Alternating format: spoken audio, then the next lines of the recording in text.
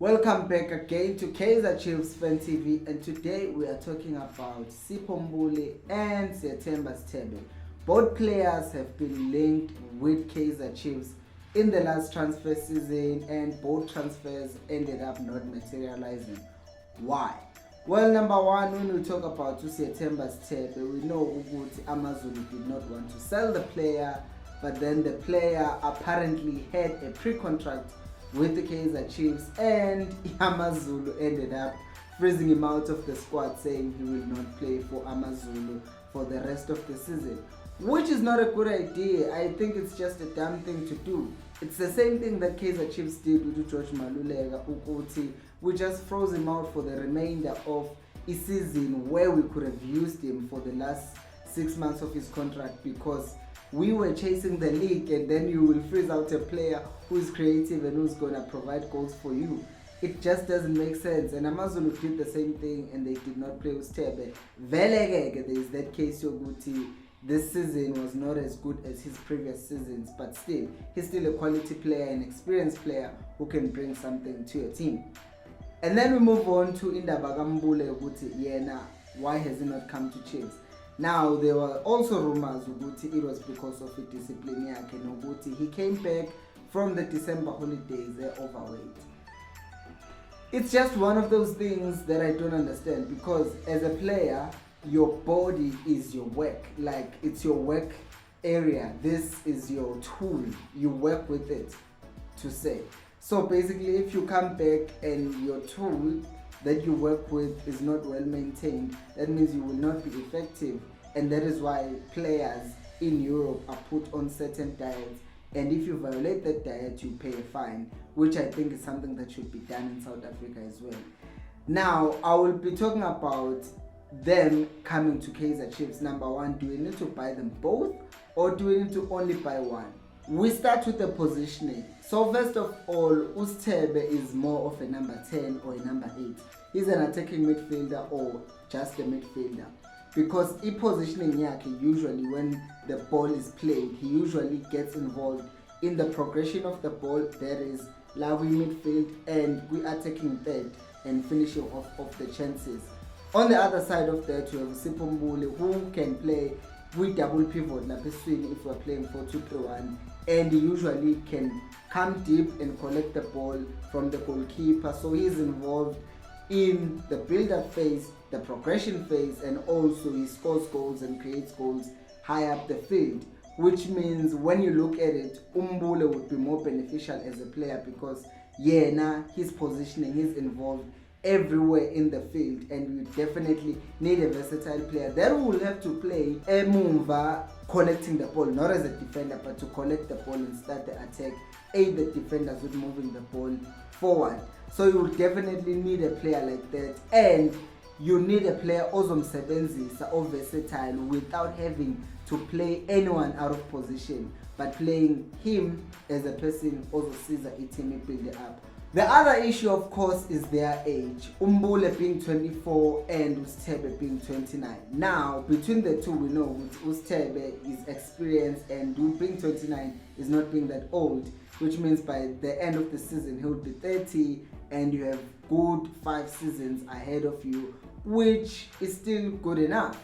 On the other hand, though, we have Sipho Mbule. If you plan on building the team around him for the next 10 years, then you're at a good place, because age is still on his side. Now, this is the big issue, which I think is often overlooked. It disciplines. So many players in South African football, good players, not just abadlalinyana. We're talking about good players, have gone down because of discipline. And Mbule has proven ukuthi unenkinga is serious with the discipline, because December he comes back, he's overweight, and right now he's been frozen out of playing for Super Sport, because apparently he disrespected his teammates and the coaches. That's not good. That's really not good, because take for instance Kaizer Chiefs. They are playing absolute crap of football right now. It's unwatchable. Siyabuka phela because we love the Chiefs.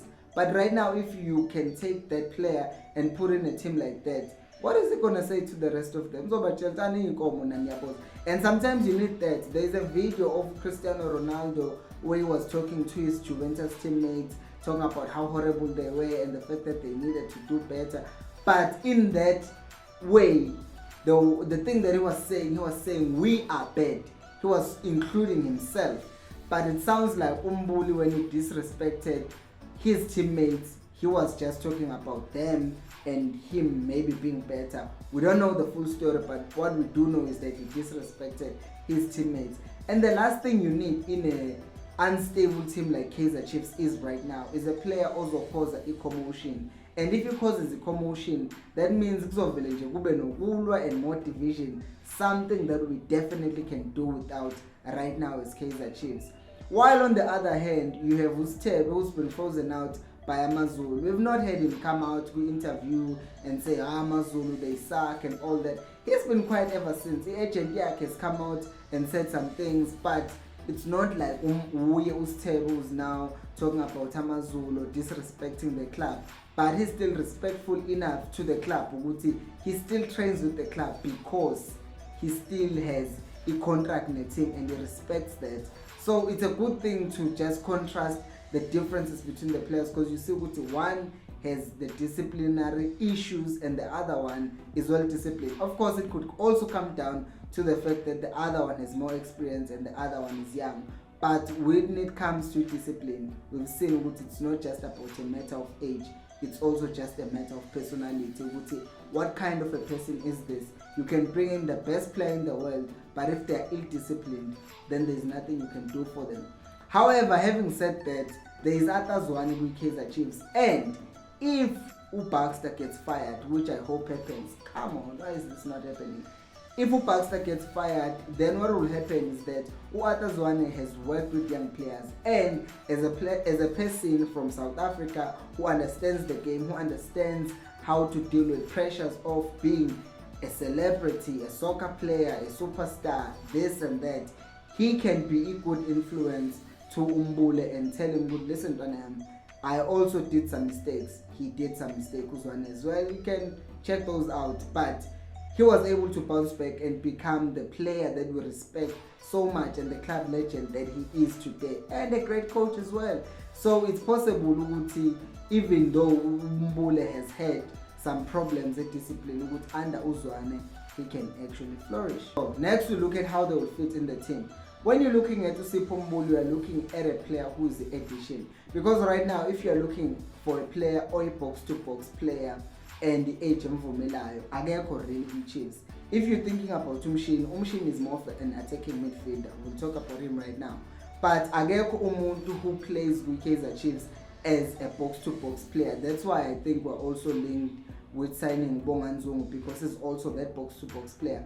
And Mbule will definitely bring that, because as I said, positioning yake, he's a box-to-box. So looking at Mbule, you're looking at a person who is more of an addition rather than competition, which is in the case of Sithebe. Because Sithebe, as I said, he plays as number 8 or number 10. And those positions are positions that Umshini plays. And right now, that player is our most promising young player that we have. And bringing in someone also competent at this stage of his career, I think it could be damaging to him, because that means he would spend more time on the bench, and I would rather have someone who will complement Umshini like Mbule. Also talking box to box, I can give you more freedom to move forward, because I can be deep and collect the ball and pass it to you. Icon anchor, yes, but you still need a person who will cover more ground box to box, and then Umshini will occupy more the front side of the field and attack more. So Mbule, that's the advantage he has, but Sithebe, he comes in as a direct competition. Which one might say we can look at a player like Phil Foden, when he emerged to Isin with Manchester City, there was still David Silva, and he was playing here and there, here and there, here and there. And then when David Silva left, he finally started playing there. Although Namanje, he still gets benched because Sekono Kundoga no Bernardo Silva, and as a result, Foden sometimes it doesn't play. But it makes sense because there are too many competitions that are going on, and you might need that rotation. Because another thing that you don't want is for a young player so many matches. We know it's possible. We know they can play longer. I mean, for example, Lianum Shinilo just last season, he played my Olympics, so I got the Champions League with Chiefs, with PSL and all the other competitions that were played, and yet he was still fit to start the season, which Baxter used maybe as a thing to put Umshin on the bench because he said, he's still not sharp enough, maybe it's because of the tournaments. So that's where I'm coming from, Uguti. Maybe Sithebe, as much as a competition at direct to Umshin, however, he might just offer that rest for him and they could, swap from time to time. Okay, in this game, uzoqala Sithebe, in the following game, uzoqala Umshin, or omunye uzodlala until the 60th minute, kanjalo kanjalo. In that way, we also ensure the longevity of players and we also avoid injuries. And obviously, I am not saying we should sign one or the other. We could always sign both of them, because if we qualify for a Champions League, the thing that is possible if we fire Baxter, if we qualify for Champions League, then in Kaizer Chiefs, we will definitely need a squad depth. And if you have a squad depth, then it's easy to compete in these big competitions. Just this weekend, we were watching Liverpool play against Man City. At some point, Man City was just clear of Liverpool. But then Liverpool signed Luis Diaz, and that improved the depth in Liverpool. And also the fact that Ujot has been scoring more goals, that has aided Liverpool with having an edge just a bit over a City. Obviously, they still have more quality players, but having just one more player adds to the overall quality of the team, and it improves the competition between or among the players in the team. And that can only be good for the Chiefs, because if you have more people competing for the same position at the highest level, looking at my favorites, with the right coach in Atazwane, then you would have a Chiefs that would be flying, because everyone on the team will be trying to do their best to excel. So I am not opposed to signing them both. I was just pointing out the pros and cons of signing one of these players, and I will actually leave that decision to you. If we had one option to sign one of those players, who should Chiefs sign? Let me know down in the comment section below. And if you haven't already, please subscribe to this channel. In this channel, we speak everything Kaizer Chiefs, previewing and reviewing Kaizer Chiefs matches and talking about everything surrounding Kaizer Chiefs Football Club. And until next time, remember, equals and Pelumon. That was clean!